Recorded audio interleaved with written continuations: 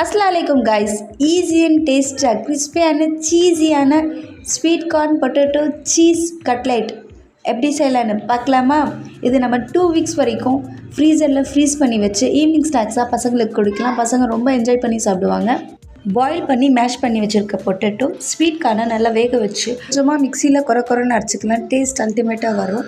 மசாலாஸ் என்னென்ன ஆட் பண்ணியிருக்கேன் நானா, மிளகாத்தூள், மஞ்சள் தூள், தனியாத்தூள், கரம் மசாலா, சில்லி ஃப்ளேக்ஸ், உப்பு, கார்ன்ஃப்ளவர் மாவு, சீஸ் ஸ்லைஸ் எடுத்திருக்கேன். அப்புறம் பீட் பண்ணி வச்சுருக்க எக் எடுத்திருக்கேன். அதில் கொஞ்சமாக சால்ட்டு தான் சேர்த்துருக்கேன். ஒரு 4 ப்ரெட்டை எடுத்து மிக்சியில் நைஸாக அரைச்சிட்டு ஹோம்மேட் பிரெட் க்ரம்ஸ் ரெடி. டேஸ்டான கட்லெட் செய்கிறதுக்கு இவ்வளோ தான் தேவையான பொருள். இது எப்படி நம்ம ரெடி பண்ணுறதுன்னு பார்க்கலாமா?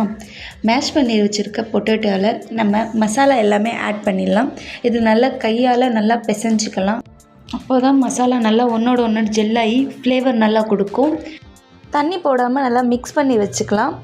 அதுக்கப்புறம் நம்ம ஸ்வீட் கார்னை அரைச்சி வச்சுருக்கோம்ல, அது இதோட சேர்த்து டேஸ்ட் அல்டிமேட்டாக வரும் காய்ஸ்.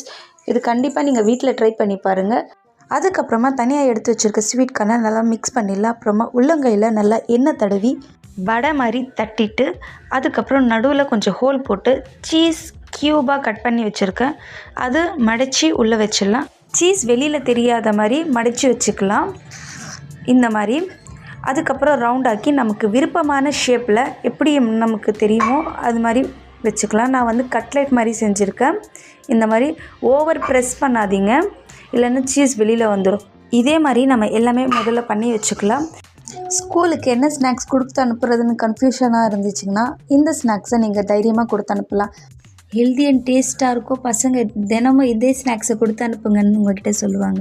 அதுக்கப்புறம் நம்ம பண்ணி வச்சுருக்க கட்லெட்லாம் எக்கில் டீப் பண்ணி எடுத்துகிட்டு அதுக்கப்புறம் பிரெட் க்ரம்ஸில் போட்டு எடுத்துடலாம். இந்த மாதிரி 1 by 1 இந்த மாதிரி பண்ணி வச்சுக்கலாம்.